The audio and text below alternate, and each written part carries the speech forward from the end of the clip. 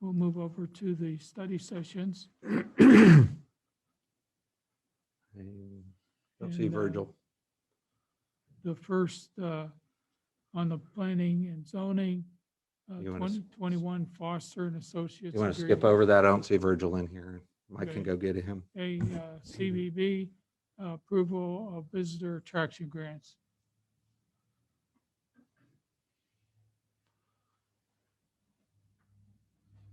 Good morning. Morning, Joey. I've been listening over at my office, so I have been in on all your meetings, so I just wanted you to know that. But today, since I have something to present, here I am. Okay, so for 2021, we have a couple grant requests. My board approved these on December 9th, 2020. So the first one is a $1,000 visitor attraction grant for McPherson High School boys annual 57th annual McPherson Boys Basketball Invitational to be held January 21st, 22nd, and 23rd, 2021 at the Roundhouse. I have been in contact with Shane Bacchus, and they are having these tournaments. And he was worried that we might not do the grants, but I told him that I was bringing it today. So that was the first one. Okay. And the second one is a $1,000 visitor attraction grant for the McPherson High School 26th Annual Mid-America Classic Girls Basketball Tournament to be held January 28th, 29th, 30th, 2021 at the MHS Roundhouse. I'll make the motion to approve the visitor attraction Study grants session. Oh, sorry. as presented for a total of grants not to exceed $2,000. We'll wait till next Study week. session. Oh, I'm sorry. Yeah, I'll bring him Study session. first of the year, so. Please, please. It's confusing when we put some action on there, so. Yeah. Yeah, Switch yeah, gears. it's okay. Moving Bring too those back. fast for you. See you after the meeting. And Joni, Stopping for nobody, though. Okay. You've joined an elite club. If only 3 of us have made that mistake. We're all on the commission. Janetta, did you have a question? Yes, yeah, Johnetta? this is going to come out of 2021's budget, correct? Right, that's why I'm We'll not bring it bringing him next to week. next week. Okay, thank you. Just want to Yep. confirm. Thank you. I know that Virgil is gone, so I think Larry was going to present Okay. what they're wanting to do in planning and zoning. All Yeah, right. the Planning and Zoning Administrator has received a 2020 Foster and Associate Agreement. Changes compensation, paragraph 5, are included in the enclosed spreadsheet along with a copy of the 2021 agreement. These changes represent the only rate increase since 2010. These increases equate to approximately 5%. And I'd like to bring that Monday. Thank you. Mhm. All right, we're down to Public Works. Public Works, Mr. Justin Walker. doing it. All right, couple things. Yep, Jeff made sure of that. I know. He's like, I'm gonna leave. You can do these. All right, you've got a backup Yeah, paper. that's right. Just in case the battery dies. So the first one is the Lions salt mine contract. On September 8th of 2020, we approved a contract with Central Salt Lions for salt to be delivered to the street department for $44.05 a ton for 50 tons of salt for the 2020-21 winter. And we're bringing it today to approve it in 21 for the remainder of the Okay, winter. bring it next Monday. week. Next one is the sidewalk maintenance program for 2021. It's been successful to eliminate the trip hazards and improve sidewalk for the general public without individual property owners having to bear the cost of the entire expense. We have $15,000 budgeted, and we need official approval to extend it to 21. So we'll bring that next week. Write it up for Monday. Hey, Justin, do you spend that $15,000 every year? You don't spend it every year? So in years past, yes, it used to be around 10. Okay, And we had a couple of years where we busted the 10, so we went up to 15, okay, and then things have slowed down in the last year or two. okay. So I think we were probably around the 7,000 mark this year. I'm gonna say we're right at 7,000 this year. And how do you determine which sidewalks you're going to repair, by public input or? It's first come, first served basis, and it's all property owners coming in, asking questions, and we say, hey, we have a program where we can buy materials, or we'll rebate you the material cost if you do the labor cost. And so Okay. it's essentially a free sidewalk for them if they do the work themselves, or if they hire a contract, they just have to pay the labor. Okay, thank you. And it has to be done to your specifications. Yes, has to be done to city spec. So we'll piecemeal their sidewalk back together, or if it all qualifies and there's just a couple panels in between, we'll do the whole thing, but then it has to get to that 5-foot width mark and stuff. Okay, thank you. So 3.3 are new traffic signals at Main and Elizabeth. We are down to our last intersection in the downtown area with the older signals at Main and Elizabeth that need to be updated. We budgeted one set of signals each year, and into 21 here. We can upgrade an intersection with new post signal heads, two in each direction for $7,500, and replace the wire for $1,000, and concrete and other miscellaneous stuff for almost $1,200, for a total cost of $9,747.95 for materials only. The work is completed in-house. The upgrade replaces the aging, rusting components and poles and signal lamps that will be changed over to 12-inch LED. And we've done 3 out of 4. So I think the This one will- at this will finish Sutherland that. has been done now. It's complete. yeah, it's all done except for the pedestrian signals. We just Okay. run out of time, and it started snowing on me last week. So I got fingers cold and Good. was like, we'll do it Monday. But All right, say this bring- week's not turning out to be any warmer, so Bring the new one. for New it next- year, is what it end of is. the year. Yeah, but we might mess with it today and tomorrow and Mhm. get the last piece Good. wrapped up. 3.4 is while fixing a drainage issue along Northview near Maxwell, the street department crew damaged the Cox communication cable. Proper locates were called in, and the line was properly marked, but more care should have been taken to prevent spotting, or should have been taken to spot the cable during the excavation to prevent damage. Additional training has been given to all the street department employees. We received an invoice from OSP Prevention Group in the amount of $21,644.84 for the cost of the repairs. Jeff got back with them and talked with a lady on the phone. She said, give us an offer. So we offered $5,000 to settle the claim because, it was astronomically high. They came back with $10,822.42, citing there was no liability dispute, that would cover it. And so if you're good with that, All right, I think we'll bring it. bring it next Monday.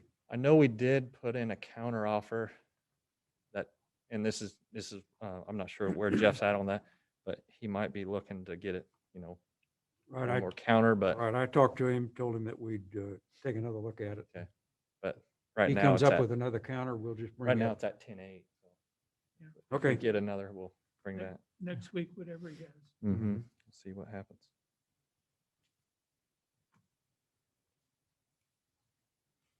Uh, 3.5. Just a second, it keeps jumping.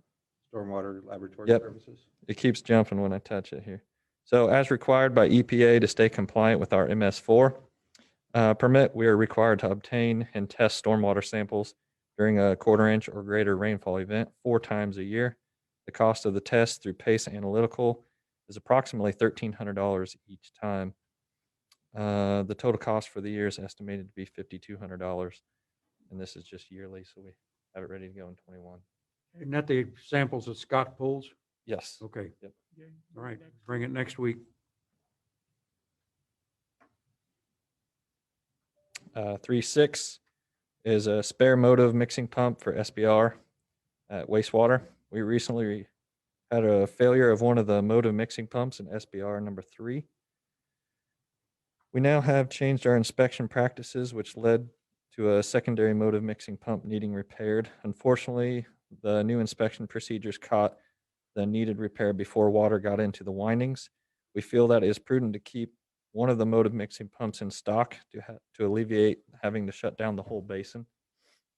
We received 2 quotes for the backup mixing pump, one from Fluid Equipment in the amount of $51,789.89, and the lowest quote from JCI Industries in the amount of $40,732.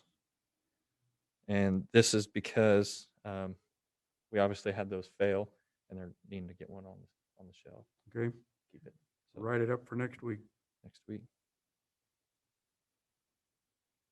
Justin, this keeps bothering me, and I've got to ask this question.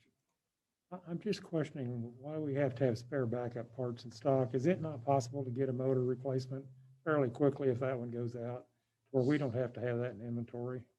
So, short answer, no. At wastewater, time is critical on everything, and Wagner could answer this a lot better. But when pumps go down, to replace one that's on the shelf is obviously quicker. To get them rebuilt and be down would take, I mean, even if it was fast, a couple weeks, maybe even longer. Okay, Yeah, we don't have a supplier that keeps a shelf item like that. Okay, that's You what I know, in wondered. Most cases, we're looking at 5 to 6 weeks to get one. Yeah, I'd rather somebody else inventory it than us, but if we can't do that, then I understand. I don't disagree with what you're saying. There's even In this some- case, There's Yeah. even some of them that are overseas that we have to get. yeah, And for that Some reason, things. one, just to make sure we stay in compliance with the Clean Water Act. If we have one that goes down, if there is any trouble, that's the advantage to having some of the spares available. Gotcha, thank And you. Mike has spent considerable time trying to look for the best pump for the best price for what he is using it for. So. Okay, thanks.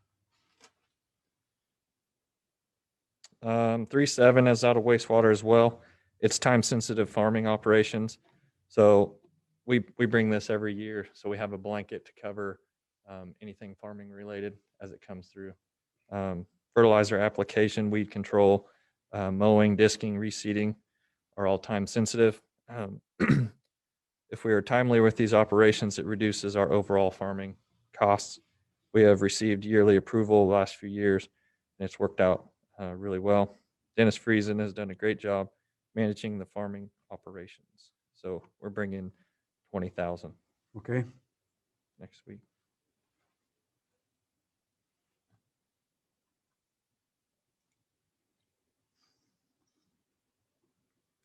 $3.8 is out of wastewater. So on 12/21, Commission approved spreading of biosolids by Sunflower Ag for an amount of not to exceed 7,000.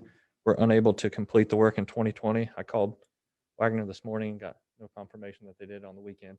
So we'll bring it after the first of the year to receive approval in 2021. We got 2 quotes for that. Biosolids produced by the wastewater treatment facility. Lowest quote was from Sunflower Ag Enterprises for $770 a ton, and we have estimated about 750 tons. The total tons will not be known until actually spread. Therefore, we rounded the approval to 7,000. We'd like to bring that to 21. Bring it back in 21. And another wastewater item. To comply with federal law, the wastewater treatment plant is required to perform laboratory analysis on the biosolids produced by the facility on a quarterly basis. There are 23 parameters analyzed, including nutrients, heavy metals, and bacteria. This test is performed by Pace Analytical out of Salina each quarter and estimated to be $1,500 for each test. And yearly estimate is 6,000. We'll bring that so we have a blanket Okay. for those next week. And then we have labor and equipment rates. So There's only one Yep. change in there. there's just a couple changes highlighted in red. So at the attached, you can look through. There were very few changes needed from 2020. Pretty much just the wages and then some oddball stuff. Like Yeah, the concrete, pickup concrete signs, $30 change. yep, Yeah. 25 to 30. Right. That's the only Um, thing I see besides wages. If they're in So- red. Yeah, so they're in red on the right. Yeah, There's the new pickup for concrete and sign, which is a new truck. So they that yellow one we bought Far down. from BPU, so they increased it a little bit. And then I had a wastewater, a truck cost. Gary changes these costs, with materials and maintenance, so Right. change those. And then in the bottom, the labor rates obviously changed, and that's it. Okay, maybe bring it next week. So, and that's all I had, unless you had any questions on any of those. Don't think so. Couple Good things. job. Thank you. Thanks.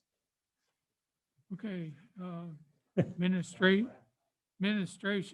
The good thing, Justin, as you gave it all back to Jeff when he shows up next week. Yeah. So he treated him the way he treated you. Okay. Calling Nick Gregory for the use of unspent spark funds. I'll probably do this on a team with Janetta, kind of discuss this a little bit. Last week, we had a conversation with Rick Whitty.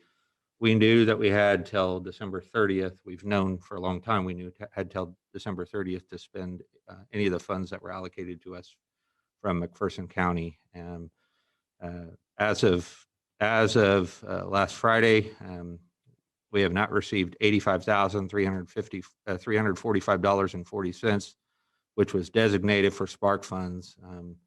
And that was on purpose. We knew we weren't gonna, we knew we probably weren't gonna be able to spend all of the funds that we'd have available to us. So we asked them not to send any more than what's been sent.